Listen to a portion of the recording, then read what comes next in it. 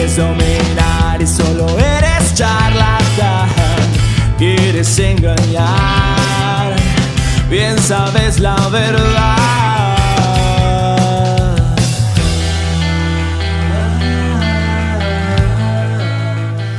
Bienvenidos a Cultura, el podcast más fresco desde la tierra donde llueve únicamente para incrementar el calor, que es la península de Yucatán. Mi nombre es Elías.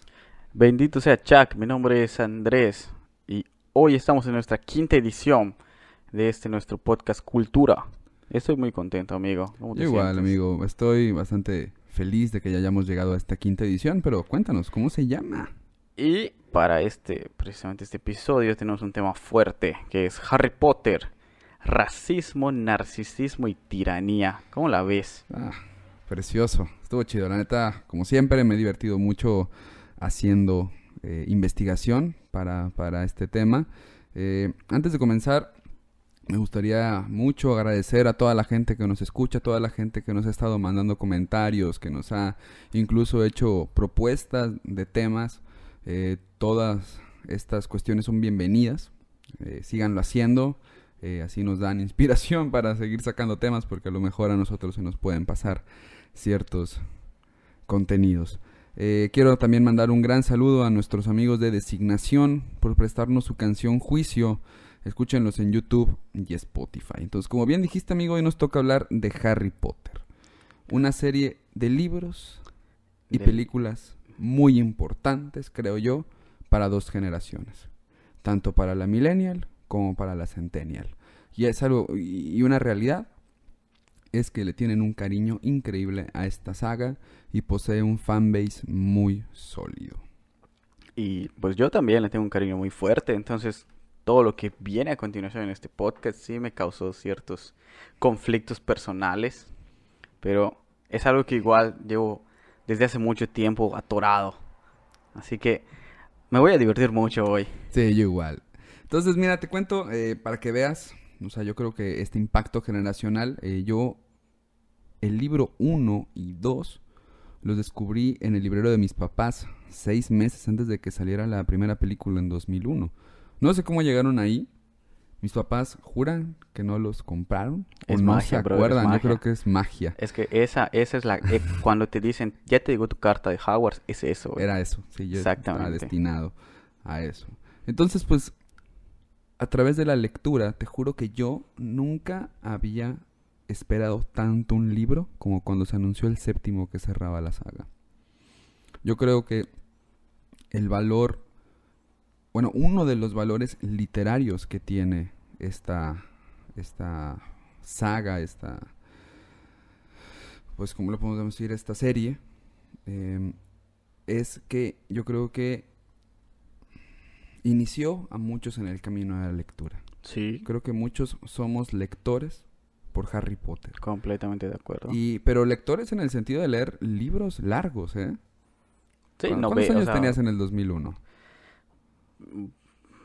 2001, estaba yo por ahí de primaria, la neta. O sea, sí, Harry Potter. De hecho, yo empecé con Harry Potter y luego tuve como que un gran lapso de tiempo para retomar un libro. Entonces sí, o sea, yo sí me inicié con Harry, pero igual me fomentó a que cuando retome la lectura, decir, puedo darme como que estos libros grandes, ¿no? Hablando del 4, que era como que el más largo. Exactamente. Y cuando lo terminé fue así, sí puedo. Y me empecé a meter con otros más duros, ¿no? El gran paso a leer sin dibujitos, amigo. ¿Qué opinas? Exacto. Sí, yo creo que por ahí va también la cosa. Ahora, en cuanto a las películas, con riesgo de escucharme farol y en el lugar común, prefiero los libros. Uy, qué farol eres. Sí, pero, o sea, a eso voy. O sea, sí disfruté verlas en la pantalla grande. Me gustó ver cómo se materializaba todo en un universo. O sea, cómo, incluso contrastar cómo me lo imaginé yo a cómo se lo imaginó el director, ¿no?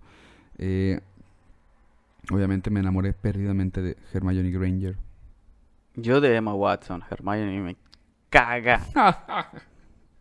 Bueno, Emma Watson. Entonces, pero aún así, creo que me gustan más los libros, porque son más detallados. Yo creo que... Pues es que tienen más cosas, ¿no? La trama se extiende, Y pues obviamente en la adaptación siempre se van a perder ciertas cosas, no tanto porque sea una mala adaptación, hay muchos factores que intervienen y pues como nosotros igual, cómo resumimos los temas en 45 minutos, cómo resumes todos los libros en 2 horas hacia lo mucho. Exactamente. Ah, pero no sé, aún así creo que tienen su valor. Las películas me gustan mucho. Por La neta, supuesto, a mí también me me gustan gustan. mucho, no les quito el valor, solo son Son cosas, sí, tienes diferentes. razón, son dos cosas diferentes. Tienen que valorarse de forma diferente. Pero bueno, en lo personal, sí prefiero los libros. Bueno, entonces, tema uno, amigo. Tema Tema uno. uno, está muy fuerte. Pues Como bueno, inicias así, como tan denso. Y pensar que se va a ir poniendo más oscuro. sí, Pero bueno. vamos, adelante. Tema uno. Tema uno, los moguls y los sangre sucias, representaciones del racismo. Uy, eso me Vámonos. dolió. Entonces, mira, si bien Harry Potter forma parte de la extrañamente llamada literatura juvenil y de la literatura fantástica contemporánea, a primera vista podría indicarnos una separación total de la realidad a lo largo de las páginas. Es fantástico, no existe, son magos, son brujas, etcétera. Pero yo creo que debemos recordar que la literatura carga en su hechura las estructuras del mundo, del contexto de los autores. Las palabras, las ideas, los conceptos, todo se cuela en la construcción del mundo creado por el escritor. Ya que, como dice Kuller, el relato ha de generar un mundo. Las palabras deben ordenarse de tal manera que a través de la actividad de la lectura surjan modelos del mundo social, modelos de la personalidad individual, de las relaciones entre el individuo y la sociedad. Es decir, el contenido narrativo, amigo, es un mundo de acción e interacción humana. En este sentido, en medio de los castillos, las escobas voladoras, las varitas mágicas, se nos cuelan temas políticos, pasionales, sociales, económicos, culturales, etc. Por ejemplo, cómo se trata el paso de la adolescencia de los personajes, ¿no? Yo recuerdo que cuando leí el libro 5, era así como, chale, o sea, Harry Potter no se soporta a sí mismo, yo tampoco me soporto a mí mismo en esta etapa. Eso nos habla, ¿no? También de cómo, pues, estas generaciones, yo creo que sobre todo la nuestra, fue creciendo con estos libros, con estas obras. Y bueno, por ejemplo, también la contraposición entre la riqueza y pobreza de los Weasley y los Malfoy. La separación económica que queda manifiesta desde la primera descripción que hace Draco sobre Ron, que termina con el famoso debe ser un Weasley, después de describir su ropa, su cara. Y bueno, o sea, ahí se construye una representación del pobre. También tenemos las concepciones del destino y libertad con la profecía del niño elegido, la confusión entre Harry y Neville, etc. El eterno enfrentamiento del bien y el mal, el amor, el sacrificio. Amigo, todas estas siendo expresiones de lo humano. Y así podemos continuar porque hay muchos ejemplos sobre esto. Sin embargo, para este tema me quisiera concentrar en la forma en que la autora incorpora el fenómeno del racismo en su obra. Desde la tiranía que pretenden imponer Voldemort y Grindelwald, que viene legitimada por una tradición de pureza. Vamos a hacer ahí el subraye de tradición, porque esto va a ser muy, muy importante. Entonces, esta tradición de pureza viene sostenida por algo totalmente racial y por algo totalmente sanguíneo.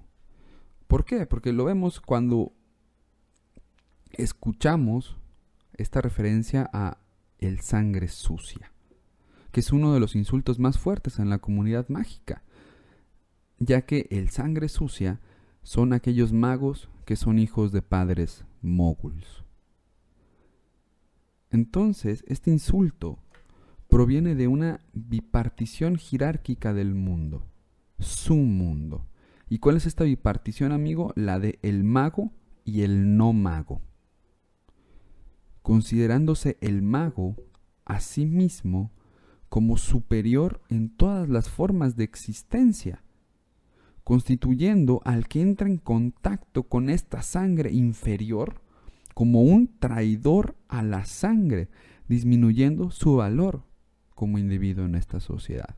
Entonces tenemos al mogul, al sangre sucia y al traidor a la sangre.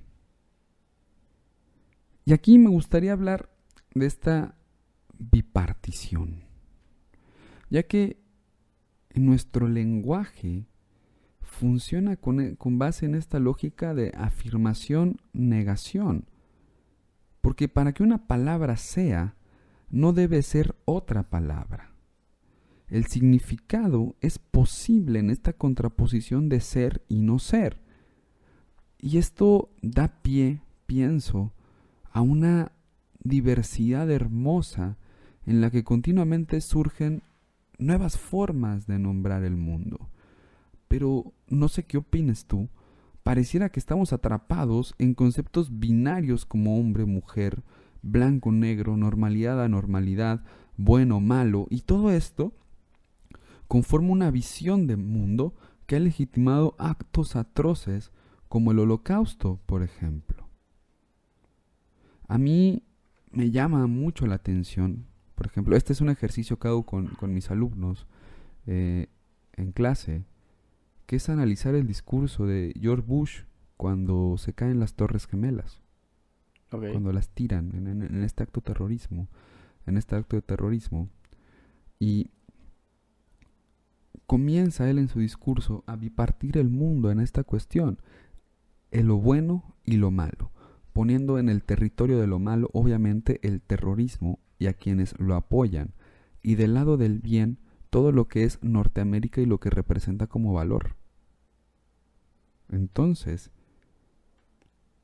esta bipartición está siempre presente en nuestro discurso, y es una bipartición que está también presente en Harry Potter, en esta cuestión de la sangre, en esta cuestión del ser mago y el no ser mago, y que está obviamente relacionada con lo biológico.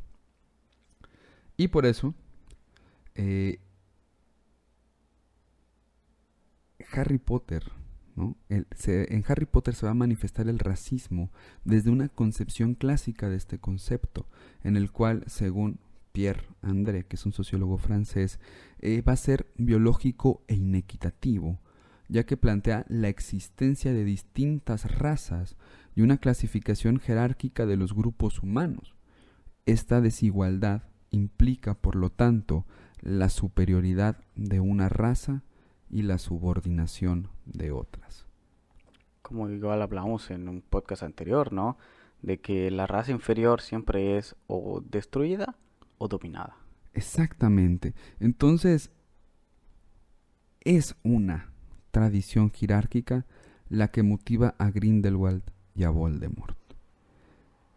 La eliminación del contacto con razas inferiores que contaminan la pureza de toda una sociedad, ya que esto es un síntoma de debilidad. Y aquí viene la idea de la tradición, porque ellos son perpetuadores de un discurso anterior, de una idiosincrasia de élite transmitida de generación en generación, interiorizada y socializada entre otros miembros de la comunidad. O sea, Grindelwald y Voldemort lo que están haciendo es responder a un discurso previo a ellos que les ha dicho que existe algo como lo sangre pura, lo sangre sucia, los traidores a la sangre y los moguls. Y que Voldemort igual es un perpetuador del mismo Grindelwald, porque Grindelwald es como su antecedente, ¿no? Exactamente. Y entonces es interesante, porque aquí Rowling hace una distinción. Todo lo que representa la élite es la que va, de alguna manera, a ser emisora de este discurso. Pensando, por ejemplo, en los Malfoy, ¿no? En esta familia millonaria De sangre pura. De sangre pura. Los Black con Bellatrix, por ejemplo. Sin embargo, los Weasley, en su pobreza, no manifiestan este pensamiento. Y dentro de las familias poderosas, los renegados, como Sirius Black y James Potter, que se casa con una hija de moguls. Ujú. Entonces, ahí también hay una cuestión muy interesante entre la élite y los que desafían esta élite. Y algo muy interesante, Voldemort es un sangre sucia. Sí. Es hijo de magos y moguls. Sí. Exactamente, Es un sangre mestiza, por decirlo así. exactamente. Pero Perpetuando un discurso Sí. de pureza. Y yo creo que también ahí hay un conflicto interno de Voldemort entre lo que es y lo que debe ser. Exacto. Hay una angustia muy fuerte ahí en este amigo. Entonces, la lucha de los magos que se oponen a los magos tenebrosos es una lucha por el reconocimiento de la diversidad. Yo no sé si podamos decir que también es una lucha por la inclusión. ¿Por qué? Porque yo creo que hay una renuncia a la convivencia y un ensimismamiento cultural que sería interesante reflexionar con una frontera que yo creo que le hizo falta cruzar a J.K. Rowling.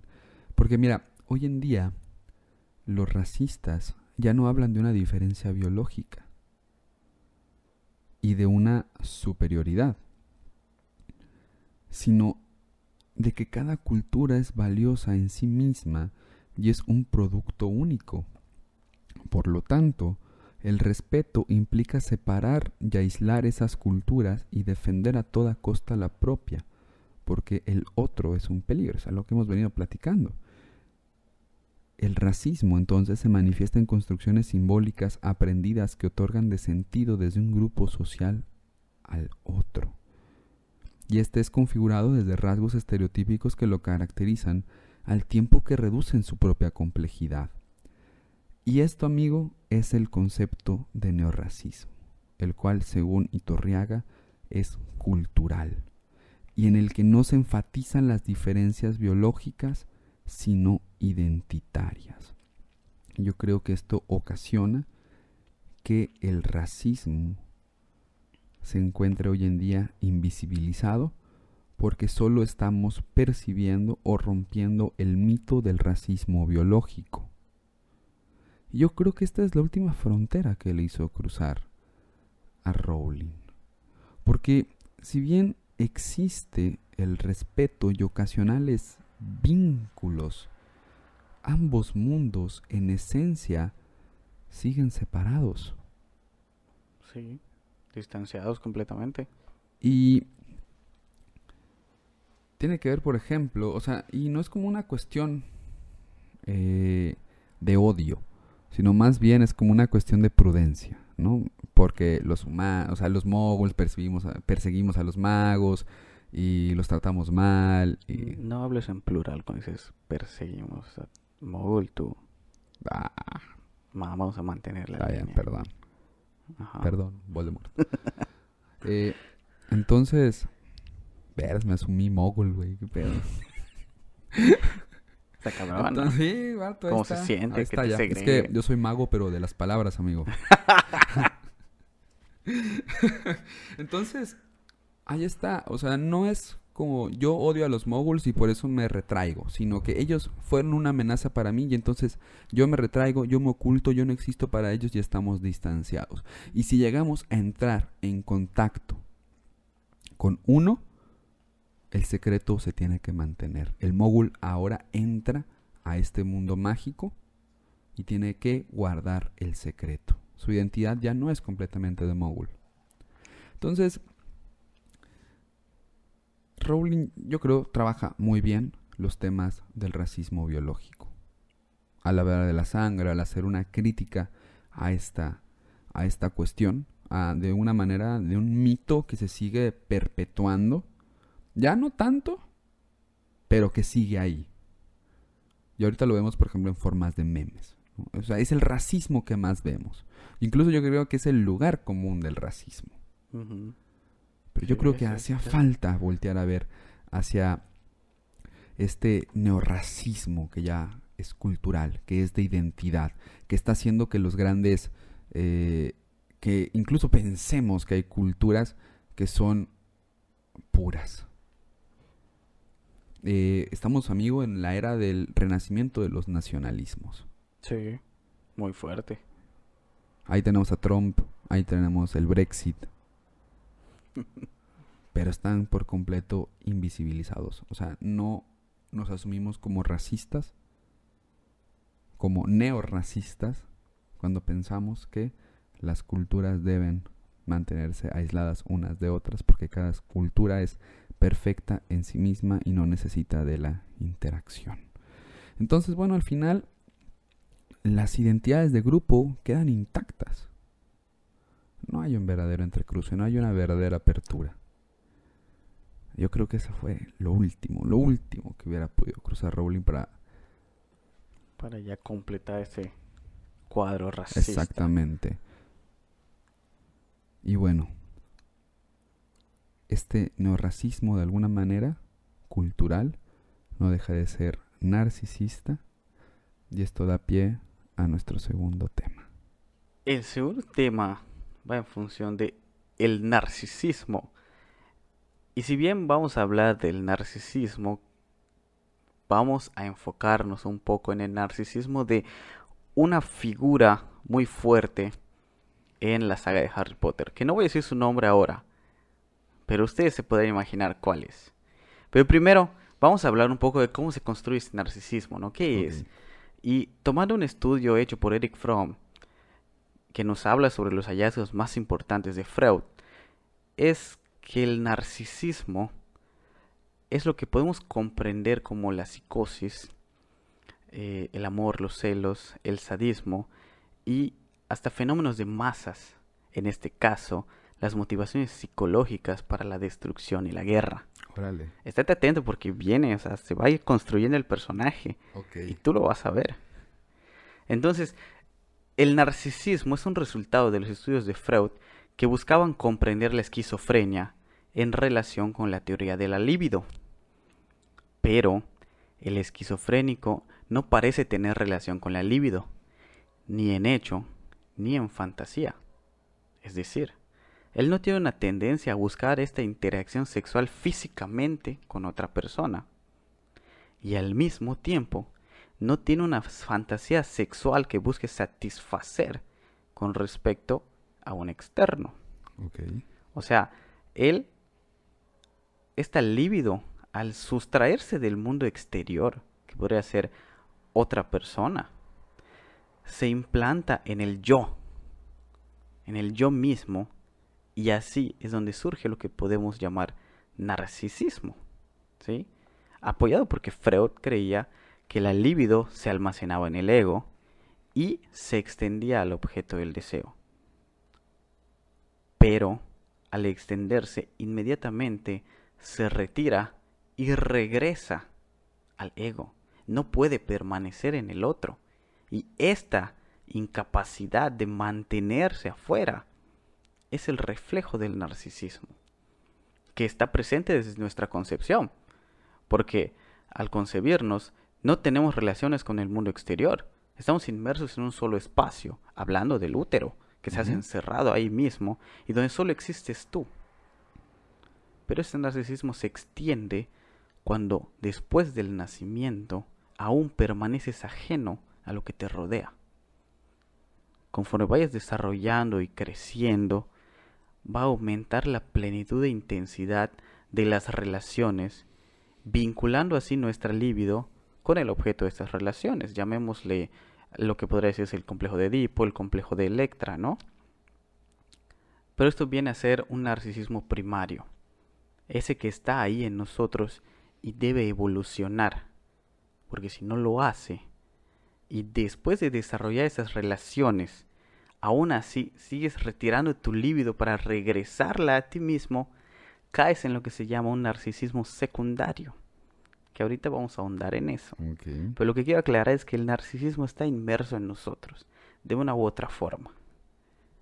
O sea, naces y todavía pasa algún tiempo antes que puedas percibir objetos externos, que son el no yo, Ok. otras personas, otras cosas.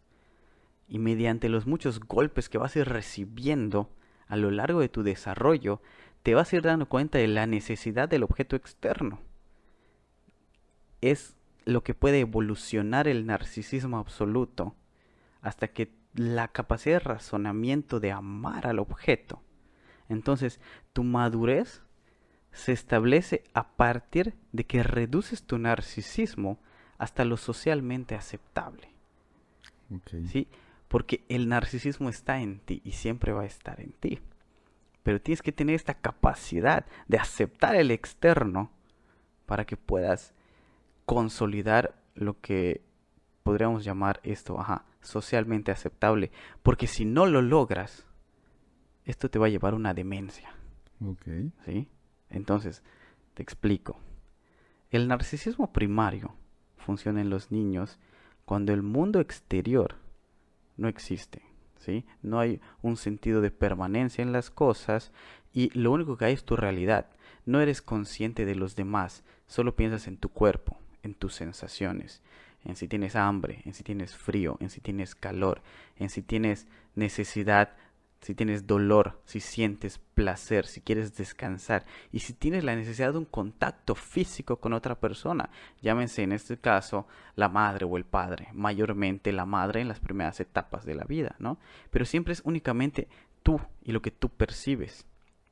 Entonces, para el niño, el mundo exterior no se le ha aparecido como real, no se ha dado cuenta de todas esas necesidades que tiene de los demás. Sin embargo, en contraposición para el demente, el mundo real ha dejado de ser. Por un lado no existe, no te ha aparecido, y por el otro lado ya existe, pero ha dejado de ser real para ti. Lo que lo lleva a las alucinaciones experimentales, ¿no? Porque las experiencias exteriores ahora las percibes desde la subjetividad, operando en una ilusión paranoide, donde emociones como el miedo y el recelo, que son meramente subjetivas, se objetivan de tal manera que el individuo se convence de que las personas conspiran en su contra y convierten su miedo en un hecho. O sea, poco a poco vamos armando este personaje, ¿no? Entonces, para dar un ejemplo de este narcisismo que raya entre la cordura y la locura, tenemos que hablar de hombres con un grado extraordinario de poder, pensando por ejemplo en los faraones egipcios, en Césares romanos, Ujú. en los Borgia, en Hitler, Ok. Sí. y personas que tuvieron un poder absoluto donde su palabra era juicio definitivo, incluso de vida y muerte, donde ellos tenían ese poder, esa facultad, que eran dioses, cuyos únicos límites eran la enfermedad, la vejez y la muerte. Porque a fin de cuentas, el poder que tienen podrá ser de Dios, pero su condición de hombre está ahí presente. Pero ellos buscan una solución a ese problema humano y trascender a partir de eso. Este narcisismo absoluto es una psicosis que ha hecho que el individuo rompa conexión con la realidad exterior. Ok. Sí. Y para complementar todo esto, este narcisismo se extiende hasta tener una tendencia necrófila, hacia tener esta atracción hacia la muerte y lo que no está vivo, a la destrucción, a los cadáveres, a la guerra, a todo aquello que perezca, que muera, porque precisamente eso es lo que ellos sienten cuando su palabra es ley, de que puedes vivir o puedes morir. Y tener este poder absoluto, esta capacidad de impulsar una guerra representa que tienes una atracción directa a la muerte. Y que busques trascender para dejar atrás tu enfermedad, tu vejez. Sigue siendo la muerte, siempre es en función de la muerte. Buscas la vida a partir de la muerte. Y aquí es donde ya quiero intervenir y mostrarte a este personaje narcisista con un alto grado de poder, que es Albus Dumbledore. Vámonos, bro. ¿Por qué? Porque es cierto, podemos hablar de un narcisismo en Voldemort, pero no ahondamos tanto, y J.K. Rowling no ahonda tanto en la construcción de este personaje Voldemort, porque como que ya lo sabemos, ¿no? Muchas cosas se infieren y son muy, digamos, fáciles de ver, ¿no? Porque están ahí. Pero analizas esto y puedes transmutar esto a Dumbledore, porque su narcisismo se alimenta del poder absoluto que tiene como director de Hogwarts. Considerada la mejor escuela de magia en el mundo mágico. O sea, sabemos que hay otras escuelas, pero esa es la mejor y él está hasta arriba de esa escuela. Donde se le considera un sabio y se le tiene en un pedestal. Porque siempre se habla bien de él, incluso en el Ministerio de Magia. Siempre él es como que el perfecto, ¿no? Es de la Orden de Merlín, o sea, todo. Entonces la realidad exterior ha dejado de ser para él. Y solo su visión es la correcta siempre. Lo que él piensa está bien. O sea, la realidad que él ha construido es la que todos van a seguir. Y él representa este miedo conspiracional que le lleva a pensar que Voldemort ha de regresar. ¿Sí? O sea, él tiene una fijación hacia Voldemort. En primer lugar, porque ha alcanzado lo que él no, que es la inmortalidad. Porque es cierto que tal vez no la consiguió de la manera que Dumbledore la quería, pero la consiguió. Es una inmortalidad a fin de cuentas. Pero al mismo tiempo, Voldemort es un no vivo. ¿Sí? Exactamente. Él está muerto y él fue asesinado por Harry. Porque cuando le tira la maldición, le rebota y lo mata. O sea, Harry le trae esa muerte a Voldemort que lo lleva a seguir con su inmortalidad. O sea, ya tiene todos esos elementos que valora Dumbledore y lo ve. Y por eso tiene esta atracción a él, ¿no? Y Harry, siendo un bebé, lo mata. Y entonces tiene este miedo de que va a regresar Voldemort. Y sí, nadie está de acuerdo con él en un principio, o no todos están de acuerdo con él. Pero porque todos están viendo la realidad exterior.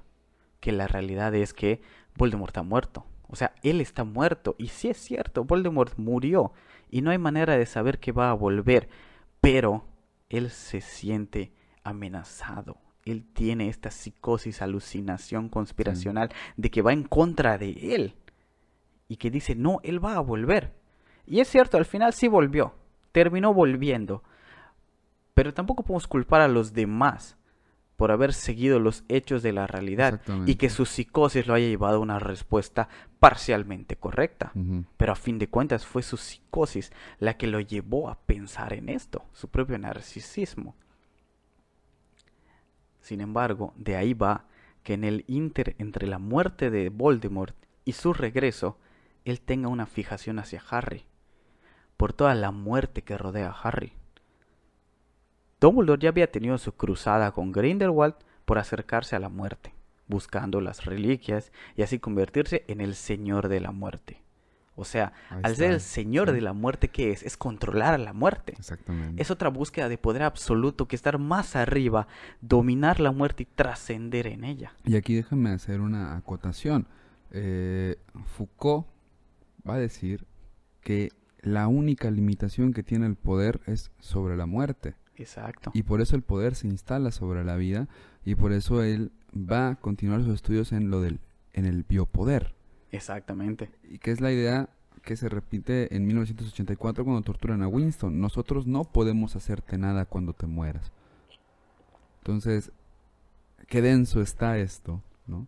De ser el Señor de la Muerte y extender el poder más hacia este ámbito. Lograr que el poder que solo puede manifestarse en la vida, ahora pueda encontrar cabida en la muerte. Está bien. Y que de una u denso. otra forma lo logra porque vemos en la película cuando Harry muere, se encuentra con Dumbledore en la estación que representa la muerte. Pero ahorita vamos a llegar a eso para que te pueda dar una explicación un poco más profunda de cómo Va, va, va. sucede La eso. espero, la espero. Pero es eso, o sea, él tiene su cruzada por la muerte, pero no la ha conseguido. Y ya disminuyó su ímpetu por buscarla, pero sigue ahí. Sigue buscando mantener el poder. Y lo vemos cuando encuentra el Horcrux, que es la piedra de la resurrección. Y se la pone, porque él quería tener y sentir ese poder. Y claro, la piedra estaba maldita por Voldemort, por ser un Horcrux, y termina maldiciéndose a él mismo, ¿no? Pero vemos que él tiene esa tendencia.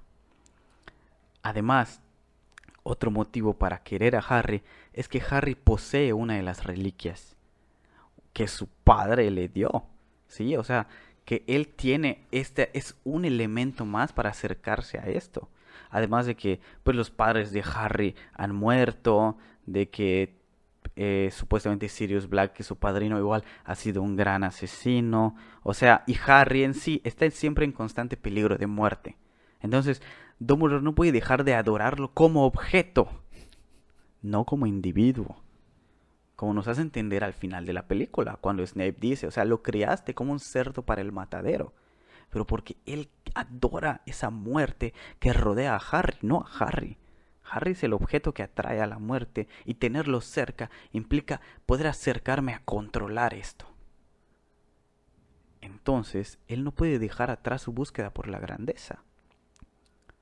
Él tiene poder absoluto, y como director tiene privilegios extraordinarios, que es el de aparecerse en Hogwarts. Cuando en la sexta película dice, nos vamos a aparecer, y Harry le dice, yo creí que nadie se podía aparecer en Hogwarts. Y él le responde, hay muchos privilegios y muchas ventajas de ser yo. O sea, reafirmándole su poder, Qué su duro, autoridad, sí. ¿no? Y luego lo vemos también en la quinta película, donde sale Dolores Umbridge, Ujú.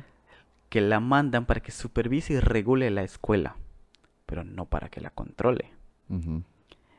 Porque ahí Dumbledore ve amenazado su poder y hace todo por mantenerlo. Y fíjate que en esa película vemos una constante evasiva de Dumbledore hacia Harry, pero en general él está como que yéndose, ¿no? Siempre está en un constante ir y venir que nunca lo vemos. Entonces, solo lo vemos supuestamente. Él dice, no me acerco porque Harry tiene una conexión con Voldemort, y si yo me acerco la voy a fomentar. Pero es una forma de esconder ese miedo a perder el poder. Porque cuando Dolores despide a la profesora de adivinación, la profesora Trelawney, y la pone para que se vaya del castillo, en ese momento aparece Dumbledore. Y hace su primer gran diálogo y le dice, usted puede despedir a mis maestros, pero desterrarlos del castillo es algo que solo puede hacer el director de la escuela. O sea, vengo y te reafirmo que yo soy el director y que tu poder está limitado.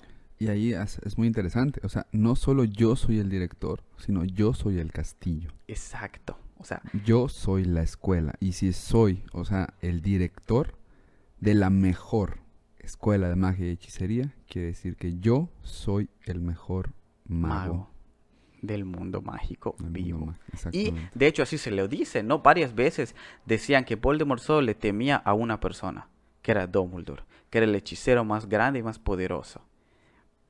Que es la misma afirmación que hacían para Voldemort, pero a Voldemort le agregaban el adjetivo oscuro. Exactamente. Ya sabes, o sea, Sí. luz y oscuridad, pero a fin de cuentas es lo mismo. Entonces este poder permanece en él y nadie se lo quita. Porque eso es lo más importante. Nadie puede quitárselo y no lo pierde sino hasta que muere, cuando concluye.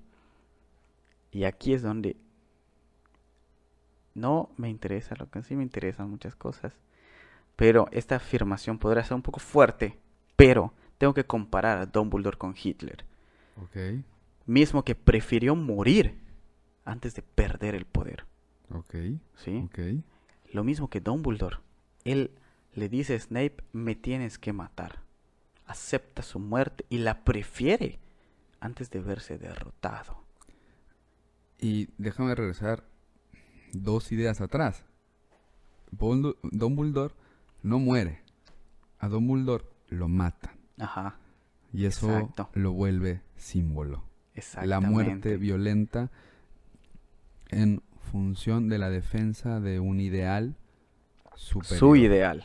Sí, pero un ideal que se implantó como ideal colectivo. Sí, y fíjate, ¿no? O sea, igual retomando sociología de la literatura, ¿cómo muere Dumbledore? De arriba para abajo. De arriba para abajo. O sea, estando hasta arriba lo matan y él cae, representando toda esta caída del poder, toda esta caída de la esperanza, de la ilusión. Y ahí también, a pesar de que él cae, representando como que la caída de la esperanza, y que luego se pone la marca tenebrosa en el cielo, esta es la parte en donde lo tienen en un pedestal. Porque todos levantan sus varitas para que en el cielo, una vez la luz de Voldemort, de Dumbledore, se vuelva a elevar. Y con su luz desaparezca la marca tenebrosa. Siempre en función del poder. Sí, por eso tiene que ser asesinado Dumbledore. Por eso tiene que ser asesinado Dumbledore. Y para que se consolide precisamente este narcisismo que él tiene. Y yo represento ahora la lucha. exacto, ¿no? Y un poquito más, pero ahorita no me quiero adelantar porque va al siguiente tema. Entonces, ya que pasa todo esto, podemos comprender que el narcisismo está fuertemente ligado a la necrofilia. Porque la libido, dirigida al individuo mismo y la búsqueda de poder, busca trascender su existencia, que es una constante seducción hacia la muerte, con tal de evitarla buscando una inmortalidad. Pero la inmortalidad corresponde a un ser no vivo, cosa que Dumbledore no llega a conseguir como Voldemort. Pero el narcisista de Dumbledore es claramente más grande y trascendente que el de su adversario, como acabamos de hablar. Y aquí es donde quiero concluir este tema, no porque se haya dicho todo, sino porque lo que sigue necesita que ahondemos un poco más en la tiranía. Entonces, amigo, brincamos al tema 3, los 3 tiranos. Uy. Vámonos. Que hablando de la tiranía, quisiera comenzar explicando un poco cómo se construye, ¿no? En función de qué va. Y es que en la democracia, el bien o la máxima acción es la búsqueda de la libertad. Exactamente. Se da pues una libertad en exceso, mismo que lleva a la democracia a sucumbir desde dentro, ya que la libertad, tenida como lo ideal y lo más bello, genera un conflicto entre quienes gozan de ella. Y así es como pasa de la libertad al libertinaje, cuando el control pasa por los individuos de una manera subjetiva y sin reglas claras, respondiendo a impulsos, es decir, se satisfacen necesidades mientras éstas se van presentando, del mismo modo en que no se obedece ninguna regla que transgreda la libertad absoluta de palabra. Exactamente, y quizá un poquito como lo dice Sartre, la libertad está construida con base en la responsabilidad hacia el otro. Exacto, sí. Y se hace presente así la idea de decir y hacer lo que tú quieras, cuándo, dónde y cómo se quiera, por sobre el orden establecido. Exactamente. Entonces, la libertad en exceso debe ser frenada. Y ante tal intromisión y desorden sociopolítico, es que la tiranía surge como un mal necesario. ¿Sí? Pero esto tiene mucho que ver con el concepto de orden y libertinaje del tirano, por supuesto. Exactamente.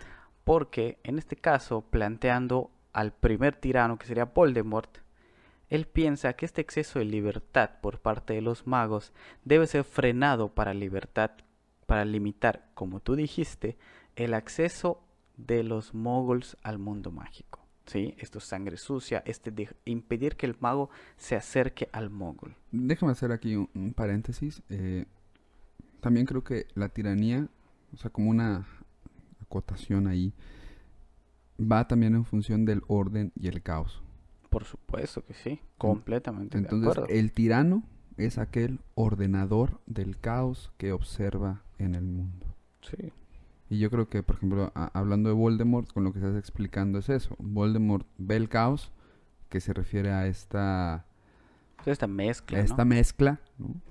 Sí, Y necesita ordenarlo. sí, entonces es cuando él se considera como este mal necesario que debe Exactamente. llegar al mundo mágico.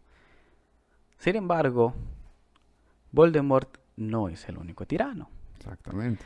porque del otro lado, ya hablamos de esto, oscuridad, luz, tenemos a Dumbledore, cuyos ideales de inclusión igual entran en choque con una gran parte de la sociedad mágica. Exactamente.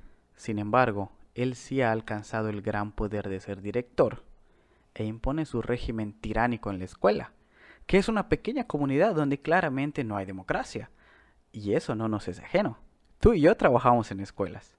Ok. Y a lo que llamaríamos el pueblo, en este contexto, le corresponde seguir los parámetros que establece la figura de poder.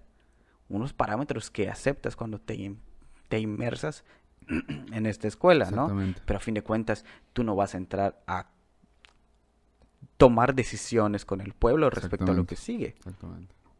Y aunque la sociedad tenga una necesidad insaciable de libertad, la cual representa un temor para el gobernante hacia los gobernados, esta sed los lleva a exigir que se les sacie, y ahí intervendrán los motivos de cada gobernante para dar una negativa. Pero esta tendencia de combatir al gobierno por un exceso de libertad fomenta la creación de una tiranía, que podemos interpretar tanto como que el gobernante cambie el régimen o que el pueblo derroque al gobernante e implante su propia tiranía. Todos los caminos nos llevan a Roma. Cualquier cosa que hagas te puede llevar al mismo punto. Exactamente. Y más concisamente quiero hablar de cómo Dumbledore logra consolidar su tiranía apoyado de su demencia narcisista y necrófila, porque logra pasar este amor propio hacia las personas que lo rodean para que también lo amen a él, como él se ama a sí mismo, lo cual plantea una vez más la tendencia a un dios, Ujú. ¿sí? A que él es Dios. Y para lograr eso, utiliza los 3 pasos para la obediencia perfecta. ¿Ya viste la película? No lo he visto, amigo. Pues tienes que verla porque encaja muy bien con esto. Y mira, el primer paso para que un individuo tenga una obediencia perfecta, y en este caso vamos a hablar de Harry y Dumbledore, es: hago las cosas por amor a la persona. Y es que esa es la gran premisa que Dumbledore maneja con Harry. Le demuestra su amor y todo lo que sus padres sacrificaron por él, por su amor. Así que Harry hace lo que Dumbledore le pide por este amor que lo ha rodeado y que él siente por parte del hombre, por parte de los otros como Hagrid, como la profesora McGonagall, como Sirius Black, como el sacrificio de sus padres. Y todo este amor que ellos igual muestran y demuestran hacia Dumbledore. Entonces es natural que Harry lo adopte. Y también por la forma en que se configura en la narrativa el amor como un arma. Exacto. Porque finalmente el amor es lo que derrota a Y Voldemort. claramente se explicita en los libros, ¿no? Ujú. De modo que cuando llega Hagrid y le dice a Harry, vámonos a Hogwarts, y le dice, tus padres estudiaron ahí y vas a estar con el más grande mago y el mejor director, Albus Dumbledore, él lo hace. O sea, lo hace por amor a esta persona que lo salvó, ¿no? Y esto lo vemos igual en las 2 primeras películas, que siempre es todo hacerlo por el amor. Todo siempre va a ser porque amo a mis amigos, por eso voy a salvar a Ginny a la cámara secreta, Ujú. por eso voy a Hogwarts, por eso defiendo a Neville, por eso hago 1000 cosas. Pero es el primer paso a algo más grande, porque el siguiente escalón es amas hacer lo que te piden. Ok. Y Harry ya se convierte en este objeto que es manejado por Dumbledore indirectamente. Y él ama saber que está haciendo algo por los demás, como Dumbledore, por ejemplo, que está peleando por un bien mayor y a pesar de todo, lo hace. No duda en combatir a un dragón porque ama estas luchas que lo van a formar como el mago que va a destruir a Voldemort. Ama salvar a Sirius, ama salvar a Buckbeak en la tercera película y ama formar un ejército para Dumbledore en la quinta. Y así lo llaman. El ejército de Dumbledore. Y es en esa misma donde él acepta que es el elegido, en la quinta, donde dice, yo soy el elegido, síganme, porque él ama hacer esto que le pide Dumbledore, ¿sí? Dirígelos, demostrando ese amor a Dumbledore, siempre a Dumbledore. Y es una manera de fomentar el narcisismo del director, ¿sí? O sea, siempre es eso. Y en esta parte de crear el ejército de Dumbledore, lo lleva a lo último. La epítome de la obediencia perfecta de Harry, que es, piensas y actúas como la persona que te lo pide. Harry ya no necesita que Dumbledore le pida, porque él ya sabe qué es lo que va a hacer como objeto de esa persona. Una vez más con el ejército, lo hizo para Dumbledore sin que Dumbledore se lo pidiera. Y Dumbledore ya consciente de esto, de que ha consolidado y ha construido a Harry a su imagen y semejanza, ha dado el primer paso a un tipo de inmortalidad. Porque él muere, a grandes rasgos, tranquilo, porque sabe que Harry seguirá su legado. Y para la última entrega, Harry sigue la búsqueda de los Horcruxes que inició Dumbledore para destruir a Voldemort y se convierte en el Señor de la Muerte, que era un ideal de Dumbledore, no de Harry. O sea, Harry ya piensa y sabe lo que Dumbledore quería y por eso lo continúa, ¿sí? Y es esa parte donde también lo vemos, ¿no? En la estación del tren, donde Harry lo ha hecho inmortal, lo ha hecho trascender. Sí, o sea, Harry ya piensa como él y por eso cuando muere lo ve ahí, porque él está presente en su ser, en su existencia, es una proyección de su inconsciente. Él ya adoptó esta obediencia hacia Dumbledore, esa tiranía que Dumbledore le puso y él ha aceptado. O sea, él ya como el Señor de la Muerte, consolidado lo de Dumbledore, él no se queda como el Señor de la Muerte porque no era su ideal. Entonces, de ahí que de manera inconsciente lo rechace, o sea, o ya se cerró el ciclo, ahora ya puedo seguir como que con mi vida porque ya cumplí con el trabajo que me encomendó este tirano. Ahora puedo seguir con mi cuenta. Entonces, Dumbledore es la máxima expresión del tirano que logra extender su narcisismo a aquellos que lo rodean con la premisa de que está haciendo un bien, pero siempre en función de mantener su poder absoluto y extender este legado lo más que pueda. Lo más que pueda por siempre mantenerse en el poder. ¿Y sabes hasta dónde se va ese legado, amigo?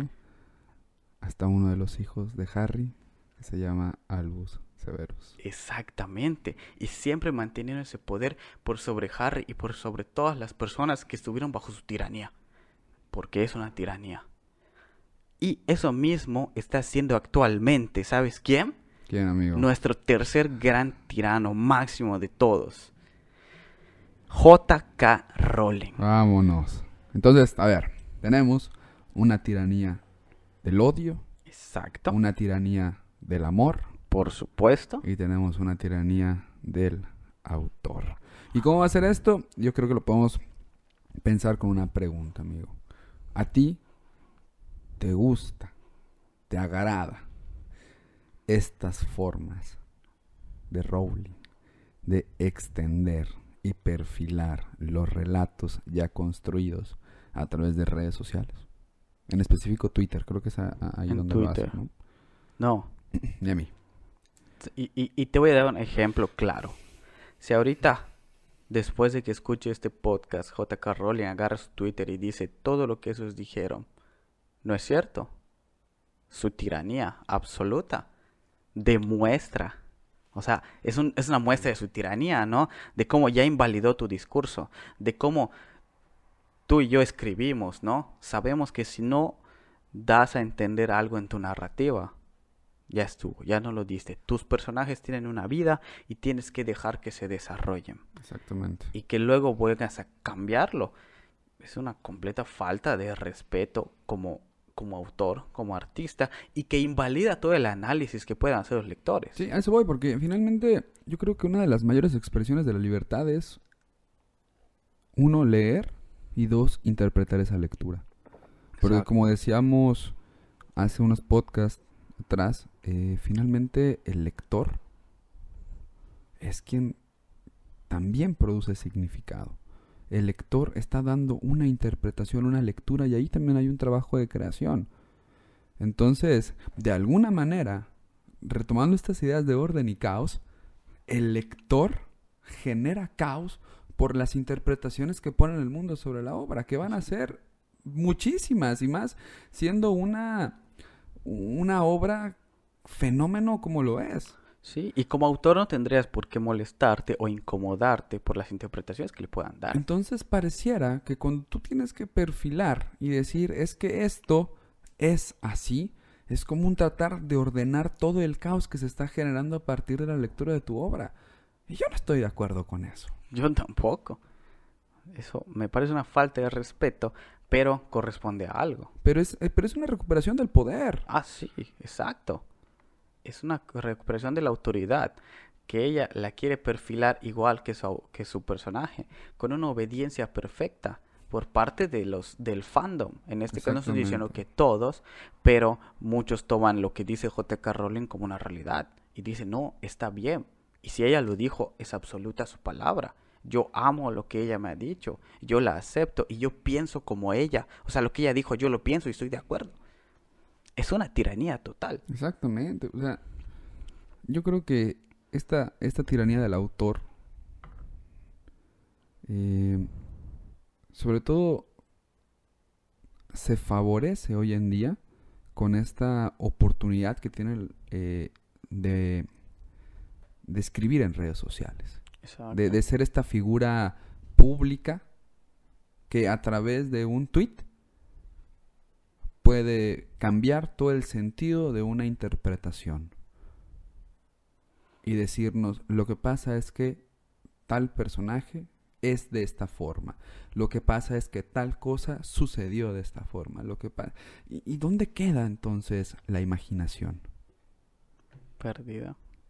¿Dónde queda ese poder del lector de imaginar?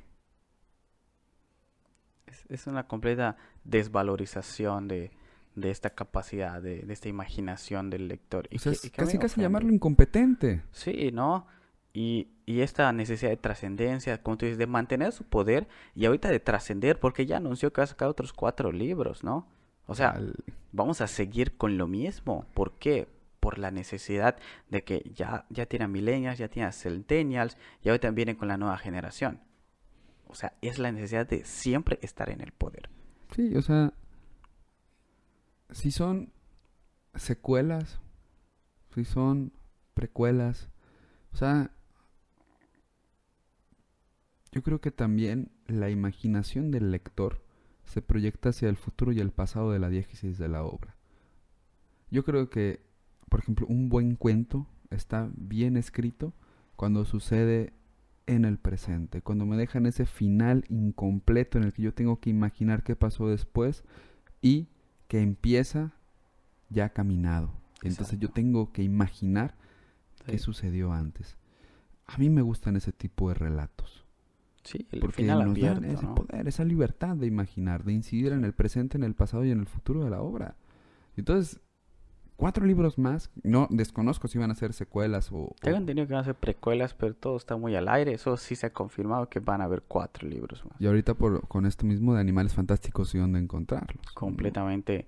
Que tú puedes decir que no es canon porque no corresponde a la saga original de libros. Sí corresponde como que a su universo cinematográfico, pero en los libros no se ve nada de eso. Exactamente. Entonces, De es hecho, ahí lo sacan de un libro que solo es un diccionario de... que es un bestiario, es un ¿no? bestiario, exactamente. Entonces, dices, ¿qué onda, no? Entonces, no sé, a mí en lo personal no me gustan estas acciones de Rowling. Se me hace tiránico, se me hace una falta de respeto hacia el lector y su capacidad imaginativa, su potencial imaginativo y de su capacidad de incidir y crear una interpretación y de crear una nueva obra a partir de lo leído. No, horrible. Entonces, amigo, creo que con estas ideas nos despedimos. Disfruté mucho hablando sobre esto, disfruté mucho entendiendo Harry Potter desde esta perspectiva. Esto fue Cultura, el podcast más fresco desde la tierra donde llueve únicamente para incrementar el calor, que es la península de Yucatán.